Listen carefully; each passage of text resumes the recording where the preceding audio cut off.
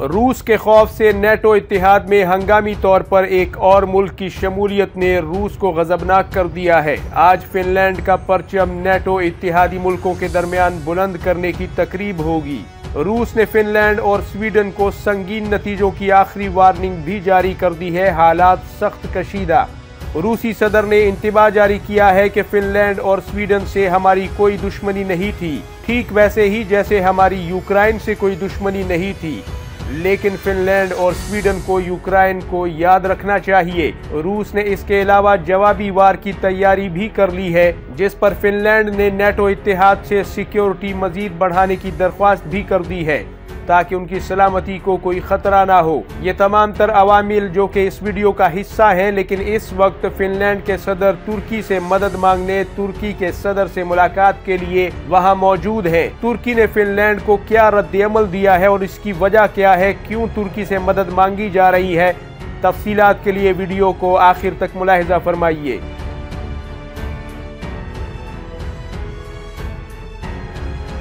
अस्सलामुअलैकुम नाजरीन, मैं हूं उस्मान खान और आप देख रहे हैं द वॉइस ऑफ एशिया। उम्मीद करता हूं कि आप सभी दोस्त खैर व आफियत से होंगे। अल्लाह ताला आपको अपनी हिफ्ज़ व अमान में रखे। नाजरीन, इंतहाई बड़ी खबर आपको देते चले फिनलैंड के हवाले से, जिसने नेटो में बाकायदा शमूलियत का ऐलान किया है और नेटो के सेक्रेटरी जनरल स्टोल्टनबर्ग ने इसका बाकायदा तौर पर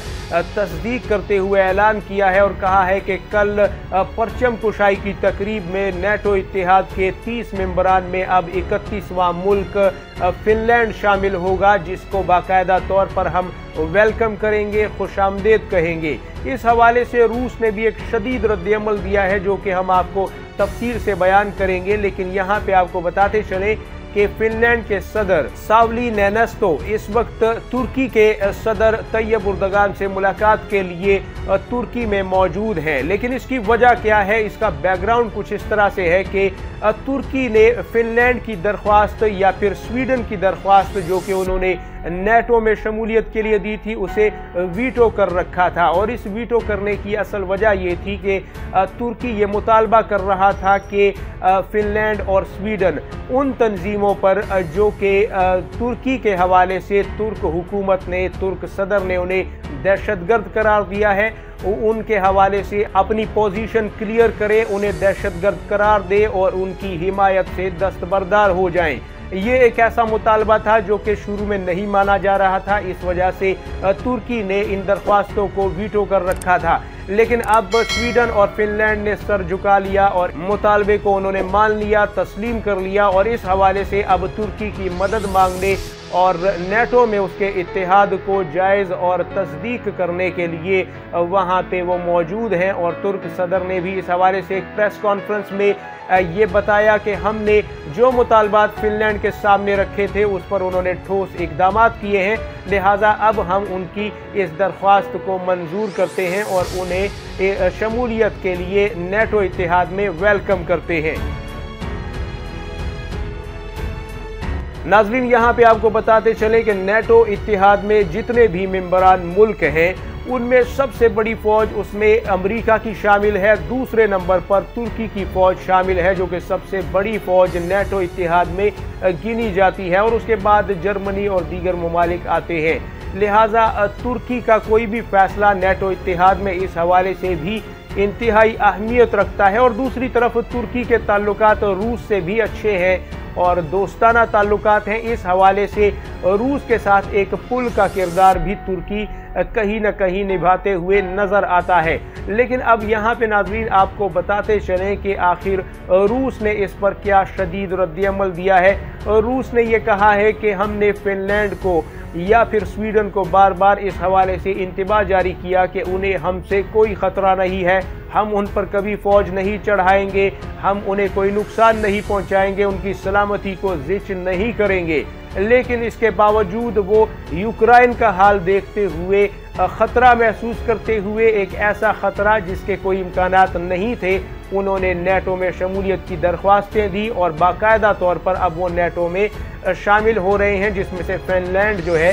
वो अब शुरुआत कर चुका है इस इत्तेहाद की। लिहाजा हम ये वाजे करते चले कि अगर फिनलैंड के अंदर नेटो इत्तेहाद का कोई भी फौजी असलहा आया या फिर फौजी बेसिस बने या वहाँ पर रूस के लिए कोई ख़तरा पैदा हुआ तो यूक्रेन का अंजाम जो है वो याद रखा जाए। रूस खामोश नहीं बैठेगा और इसका ऐसी अंदाज में और इसी तर्ज अमल को सामने रखते हुए इसका एक ज़ोरदार जवाब भी रूस देगा। और जो इशारा मिल रहा है रूसी क़यादतों की तरफ से वो यही है कि एक ऐलान तो उन्होंने कुछ दिन पहले नाज़रीन कर दिया है कि अपने एक इत्तेहादी मुल्क बेलारूस में अब रूस जो है वो टैक्टिकल न्यूक्लियर हथियार जो है, एटमी हथियार जो है वो वहाँ पे तैनात कर रहा है। और इस हवाले से फिनलैंड की जगह पोलैंड को काफ़ी इसमें परेशानी थी क्योंकि बेलारूस और पोलैंड के दरमियान ताल्लुकात अच्छे नहीं थे और जो असलहा फराहम हो रहा था यूक्रेन को वो भी पोलैंड के रास्ते से ज़्यादातर आता था, इसलिए वहाँ पे सरहदी तनाज़ात बढ़ रहे थे। लिहाजा बेलारूस के ऊपर चूँकि पहले से ही मगरबी दुनिया काफ़ी गम गुस्से में थी कि आपने क्यों इतना खुल्लम खुल्ला साथ दिया है रूस का, लिहाजा इस हवाले से बेलारूस की पुरजोर दरख्वास्त और अपील पर रूस ने वहां पर टैक्टिकल न्यूक्लियर हथियार भी नस्ब किए और अब वो अप्रैल के अंदर जायज़ा रिपोर्ट आने के बाद वहां पर बाकायदा ये हथियार हमले के लिए तैयारी की हालत में होंगे। और इस हवाले से जो 10 बड़े जहाज़ जो कि इन हथियारों को कैरी करने के लिए या तबाही करने के लिए इस्तेमाल होते हैं वो जहाज़ भी 10 की तादाद में कहा जा रहा है कि बेलारूस में लैंड हो चुके हैं जो कि रूसी हथियारों को अब बेलारूस में तैनात करेंगे।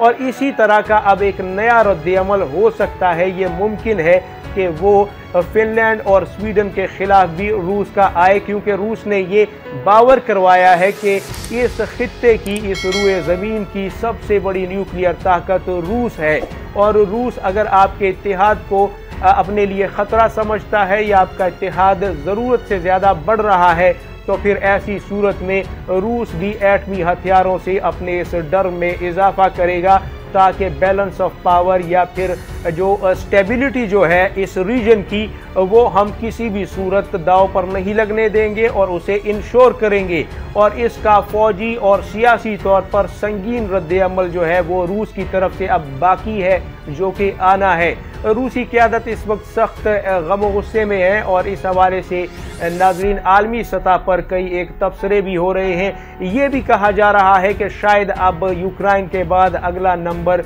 स्वीडन या फिर फिनलैंड या फिर पोलैंड में से किसी एक मुल्क का जो है वो रूस लगा सकता है, यानी इनमें से किसी एक मुल्क को रगड़ा दिया जा सकता है। लेकिन यहाँ पे अहम तरीन बात यह है कि ये ममालिक दरअसल नेटो के इत्तेहादी ममालिक अब गिने जाते हैं। चाहे पोलैंड है वो पहले से ही नेटो इत्तेहादी है और उसकी रखवाली के लिए जंगी जहाज़ F-35 जो कि 5वीं नस्ल के तैयारे हैं वो अमेरिका ने पहले ही रखवाली के लिए वहाँ पे तैनात कर रखे हैं, भेजे हैं, लेकिन वो काफ़ी नहीं है पोलैंड को रूस जैसी ताकत से बचाने के लिए। और यहाँ पे अब फिनलैंड ने भी बाकायदा दरख्वास्त कर रखी है और स्वीडन ने भी दरख्वास्त कर रखी है कि हमारी भी सिक्योरिटी रूसी ख़तरे के पेश नज़र जो है वो बढ़ाई जाए और हमें अपनी फ़ौजों की मौजूदगी से एक तहफ़्फ़ुज़ का एहसास दिया जाए जो कि नेटो फ़ौज यहाँ पर आए और अपनी पोजीशन संभाले। लेकिन इसी के बरक्स रूस ने वाज़े किया है कि अगर इस तरह का कोई भी इंफ्रास्ट्रक्चर या फिर कोई भी फ़ौजी बेस या फिर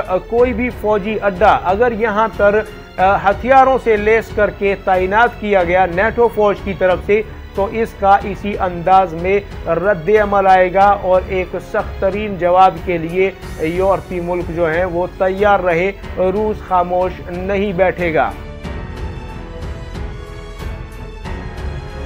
नाज़रीन इस ज़िम्न में आपको ये भी बता दें कि तुर्की या फिर हंगरी ये दोनों ऐसे ममालिक थे जिन्होंने स्वीडन या फिर फिनलैंड का रास्ता रोका हुआ था और नेटो इत्तेहाद में उनकी शमूलियत को वीटो कर रखा था। यानी नेटो इत्तेहाद में जो मेंबर ममालिक हैं और उन मेंबर ममालिक में अगर कोई एक मुल्क भी किसी फैसले के खिलाफ जाता है तो उसे अहमियत हासिल होती है, यानी सब की एक इज्तिमाई राय जो है वो मद्देनज़र रखी जाती है। क्योंकि नेटो इत्तेहाद में नाज़रीन बहुत से ऐसे ममालिक भी हैं जो कि कदरे नाखुश भी हैं, क्योंकि ज़्यादातर जो फैसले हैं वो नेटो इत्तेहाद में मौजूद बड़ी ताकतें जो हैं वो अक्सर व बेशतर करती हैं, यानी जैसे कि फ्रांस हो गया या फिर बरतानिया हो गया या फिर इटली या फिर जर्मनी हो गया, और इसके अलावा तुर्की या अमेरिका हो गए। ये ऐसे ममालिक हैं जो कि ताकतवर ममालिक गिने जाते हैं। नेटो जिनके सर के ऊपर, जिनके कंधों के ऊपर खड़ा है ये इत्तेहाद, वहाँ पे इन ममालिक को अहमियत हासिल है। लिहाजा जो छोटे छोटे मेंबर ममालिक हैं वो कहीं ना कहीं ये महसूस करते हैं कि उन्हें नज़रअंदाज भी किया जाता है। लेकिन अब ब्लैक सी में जहां बाल्टिक स्टेट्स का इत्तेहाद है रूस के साथ, जिसमें कजाकिस्तान भी है, किर्गिस्तान भी है, और उसमें कई एक ममालिक जो रूस के साथ इत्तेहाद में शामिल हैं, ये देखा जा रहा है कि अब इन ममालिक में भी बड़े पैमाने पर तबाही फैलाने वाले हथियारों को रूस पेशगी तौर पर तैनात करेगा। क्योंकि अगर इत्तेहादियों की तादाद बढ़ रही है नेटो की, तो आहिस्ता आहिस्ता रूस की सरहदें जो हैं वो रूसी थिंक टैंक्स के मुताबिक, रूसी हुक्मरानों के मुताबिक गैर महफूज होती जाएंगी। इसलिए उनका ये एक जवाबी या फिर उनका जो एक पेशगी का प्लान है वो भी सामने आएगा, जो कि इंतहाई खतरनाक होगा। और ये भी मुमकिन है कि नाजरीन इस तरह की जो गैर यकीनी की सूरत हाल है वो मिडल ईस्ट की तरफ भी छा जाए और वहाँ तक भी पहुँच जाए, क्योंकि ईरान भी वहाँ पे रूस का एक बेहतरीन इत्तेहादी है। अगर अमेरिका या यूरोपीय ममालिक ने मजीद इत्तेहादी बढ़ाए हैं इस तर्ज पर कि उनमें अपने हथियार भी तैनात करे, तो ऐसी सूरत में ईरान, शाम या फिर इसके अलावा जो दीगर इसराइल के गिर्द ममालिक हैं जो इसराइल के साथ दुश्मनी में है, वहाँ पर रूस भी अपने हथियारों की तैनाती को बढ़ाएगा। और अब रूस बाकायदा तौर पर उस रीजन में भी अपनी जो साख है उसे मज़ीद खुलकर सामने लाएगा, जो कि पहले अब ऐसा एक बारगेनिंग की सूरत हाल थी कि आप वहाँ तंग ना करें, हम यहाँ तंग नहीं करते। अब मसाइल कुछ और हो जाएंगे, क्योंकि वहाँ पे अगर आपने इत्तेहादियों की तादाद बढ़ाई है, वहाँ पर हथियार भेज रहे हैं, तो दूसरी तरफ रूस भी इत्तेहादी पहले से ही रखता है, लेकिन वहाँ पर अब हथियार भी तैनात होंगे। और ये मुमकिन है कि इसराइल का जो खदशा और खौफ है रूस से कि वो हमारी सरहदों के करीब कहीं खुद ना आ जाए, हालांकि वो शाम के अंदर अपनी फ़ौज के साथ मौजूद है, या फिर उसे डर है कि अगर इन ममालिक को, जैसे कि फ़लस्तीन के गज़ा का इलाका है या फिर लबनान है या फिर इसके अलावा उर्दन के साथ जो तनाज़ात हैं, या फिर शाम के साथ हैं, ईरान के साथ हैं, इराक़ के साथ हैं, कहीं इन ममालिक में रूस जो है बड़े पैमाने पर तबाही फैलाने वाले हथियारों को इन मुल्कों के हवाले न कर दें, जिससे इसराइल की सलामती यकीनी तौर पर ख़तरे से दो चार होगी और इसकी सज़ा उसे भी भुगतना पड़ सकती है।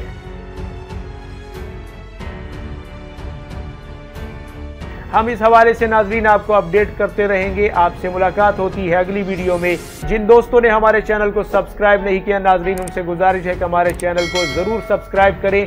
वीडियो को लाइक और शेयर करें, और इसके अलावा हमारे इंस्टाग्राम, ट्विटर और फेसबुक पर जो दीगर अकाउंट्स हैं उन्हें भी आप लाइक कीजिए, फॉलो कीजिए। अपना और गिरदोनवा के लोगों का सबका ढेर सारा ख्याल रखिएगा। अल्लाह हाफिज़ व नासिर। पाकिस्तान जिंदाबाद, उम्मत मुस्लिमा पाइंदाबाद।